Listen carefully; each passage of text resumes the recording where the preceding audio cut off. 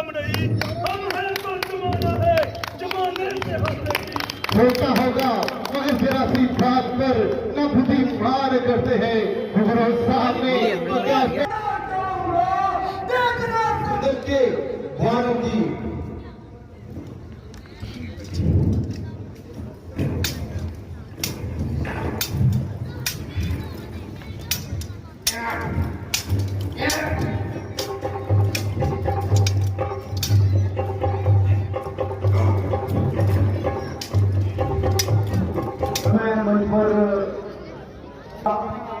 हमारे कार्यक्रम के जो मुख्य अतिथि हैं श्रीमान उसी के साथ साथ उप प्रधान हैं भारतीय जनता पार्टी के डिस्ट्रिक्ट कठुआ के, और आज के इस उपलक्ष्य पर अपने विचार प्रकट PR भगत जी।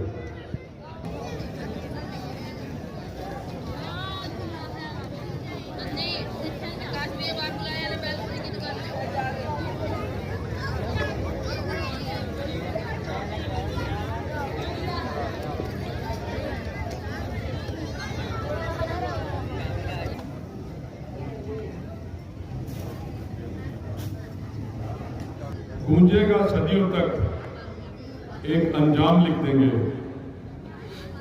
गूंजेगा सदियों तक एक अंजाम लिख देंगे, खून के एक कतरे से जय श्री राम लिख देंगे। जय श्री राम, जय श्री राम, जय श्री राम, जय श्री राम। बोल सियापति रामचंद्र भगवान की जय, बोल सियापति रामचंद्र भगवान की जय। श्री देवेंद्र सिंह मल्होत्रा जी और सनी, हमारे श्री इंदु गुप्ता जी जो मेरे क्लास फेलो हैं, बचपन में हम इकट्ठे पढ़े हैं और 50 साल से इस राम नाटक सभा में काम कर रहे हैं। बहुत बड़े आर्टिस्ट हैं और नेशनल अवार्ड इनको मिला है। फिर भी चलाने वाले हमारे कलाकार हैं, उन सबको मैं अपने दिल की गहराइयों से बहुत बहुत हार्दिक शुभकामनाएं देता हूं। और यहाँ पे हमारे मीडिया के बैठे हुए हमारे पवन जी जो हर साल कोई आध्यात्मिक काम होता है उसको ऑनलाइन ये अपना कवर करते हैं, ये भी बड़े मुबारक के हकदार हैं। मैं एक बात कहना चाहूंगा, मुख्य अतिथि मेरे लिए कोई अच्छा वर्ड नहीं है, क्योंकि जब ये राम नाटक क्लब यहाँ बनी थी, मुझे याद है मैं और इंदु गुप्ता जी हमारे साथ हैं। यहाँ पे सेंट्रल स्कूल है, यहाँ पे हम पढ़ा करते थे 6th क्लास में। 1970 की बात है, मेरे ख्याल आपसे 52 साल हो गए। तो एक हमारे सामने देखते देखते ये सबसे जो पुरानी क्लब है कठुआ की, बहुत खूबसूरत, बहुत शानदार क्लब, और जैसे इसके चलाने वाले खूबसूरत हैं, चलाने वाले शानदार हैं, उसी तरह से क्लब भी शानदार है।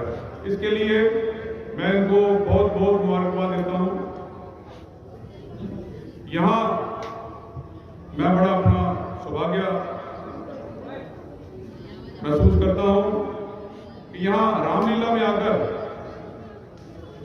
हमें सब राम भक्तों के दर्शन करने का यहाँ मौका मिलता है। ये एक बहुत बड़ी बात है।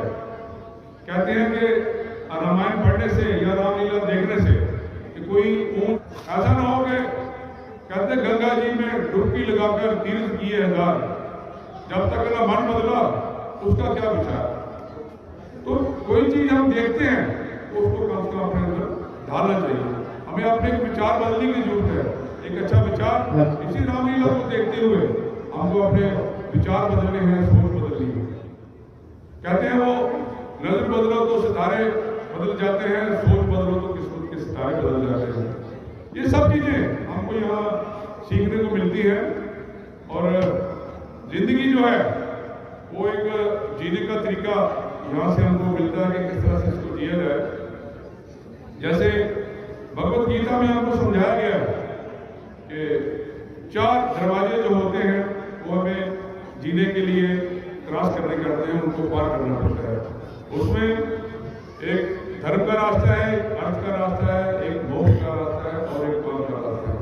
धर्म का रास्ता वो है जिसमें हमने जन्म लिया है, या धर्म वो है, और मोक्ष होता है कि अगर आपने किसी को कोई बुरी बात बोल दी तो उससे माफी मांग लेनी चाहिए। अगर किसी ने आपको बुरा बोल दिया तो आपने उसको माफ कर देना चाहिए। ये जिंदगी के कुछ जीने के 4 तरीके हैं। इससे इंसान को अगर इस दरवाजों से अगर गुजर गया तो उसकी जो आत्मा परमात्मा को समझने में देर नहीं लगाती। तो इसी तरह से मैं चाहूंगा कि आप भी, जो भी किसी ने अगर आपको बुरा कहा है तो उसको माफ कर दो। अगर आपने किसी को बुरा कहा है तो उससे माफी मांग लो। तो इसी चीज को दोहराते हुए मैं कहूंगा कि घर जाने से पहले आप एक प्रतिज्ञा कर लेना कि जिसने दिल दुखाया है आपका, सोने से पहले उस सबको माफ कर देना। तो मैं ज्यादा नहीं कहूंगा। मैं फिर से एक बार, जिन्होंने मुझे यहाँ तक को अपने आगे सर झुकाने पर विवश कर दिया, और जिस राज की ऐसे हुक्मरान हो, फिर उसे किस बात का डर है? क्यों ना हो महाराज, आपके नाम में पर्वतों को हिला देने वाला बल है, और किसकी मजाल है कि कोई लंका की ओर आंख उठाकर भी देखे। भूल कर भी जब कभी किसी शत्रु ने उठाया है सर, गिर गई मानो कड़क कर बिजलियां उसके शीश पर।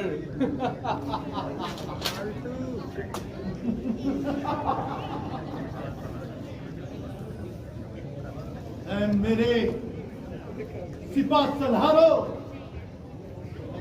कुछ जाम फरोश हो जाए। महाराज, कौरव दूषण रामचंद्र के हाथों ये कदापि हो नहीं सकता। अपनी सेना सहित अकेले राम की खेत दिलाती थी, फिर आज एक खून में लथपथ कहां से आ रही?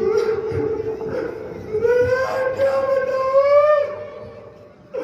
अयोध्या के दो राजकुमार जिनको कैसे बेघर कर दिया, जिसके आगे चंद्रमा पड़े, अमर इन लंबे चौड़े अवतारों पर इसका वनवासी काम कर जाए। अरे हम जैसे हजारों पर आरतियों आराम बख्शो दो, क्यों ढूंढ कर जाते अपना पचपटी विदेशियों को देकर, फिर उनके अनुचर, उनके सहचर पिटे दो वनवासियों से जमाने में, तो लाख लानत है तुम्हारी वीरों की जाति कहानी में। हरी बहन शूर्पणखा, तुम जाओ तो राजवैद्य से अपना उपचार कराओ, और तुम भी मेरे समाज